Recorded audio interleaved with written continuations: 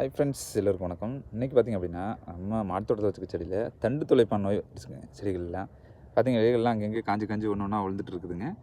So அதுக்கு தான் என்ன பண்ணேன்னு கேட்டிங்க அப்படின்னா, அந்த மாதிரிங்க ஒரு செஞ்சு எடுத்துட்டுங்க. இப்போ ஃபுல்லாக வேப்பனை கரைசலுங்க, வேப்பனை கரைசலை ஃபில் பண்ணிட்டுங்க. தண்டு துளைப்பான் எந்த இடம் இருக்குதுன்னு தெரிஞ்சுது அப்படின்னா, அந்த ஹோல்ஸில் வேப்பனையை வச்சு அப்படி நல்லா ப்ரெஸ் பண்ணி விட்டிங்க அப்படின்னா நல்லா உங்களுக்கு தண்ணி நல்லா உள்ளே போயிருங்க. ஃபுல்லாக எந்த அளவுக்கு உள்ளே போதோ அந்தளவுக்கு ப்ரெஸ் பண்ணி விட்டுருங்க. அப்படி தெரியலிங்களா, தண்டு துளைப்பானை பற்றி தெரியல அப்படின்னா செடி இந்த மாதிரி கட் பண்ணி எடுத்துருங்க.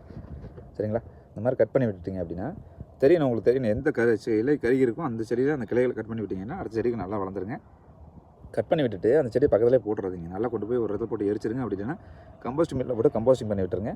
ஸோ ரொம்ப சிறந்த வழியாக அது தாங்க வேப்பனை கரைசல்.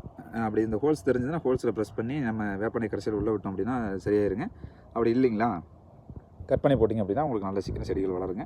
எந்த பிரச்சனையும் இருக்காங்க. கத்திரிக்காய் செடி வச்சு வளர்த்தோம் அப்படின்னா சமாளிக்கிற விஷயத்தில் தண்டு துளைப்பான் நோய் தான் மிகப்பெரிய டேஞ்சரான ஒரு நோய்ங்க. ஸோ அதனால் இந்த புழுக்களெல்லாம் கட்டுப்படுத்தணும் அப்படின்னா நல்லா காய்களும் கிடைக்குங்க, நல்லா அறுவடையும் கிடைக்குங்க. கத்திரிக்காய் நல்லா சைஸ் நல்லா பெருசு சைஸும் கிடைக்குங்க.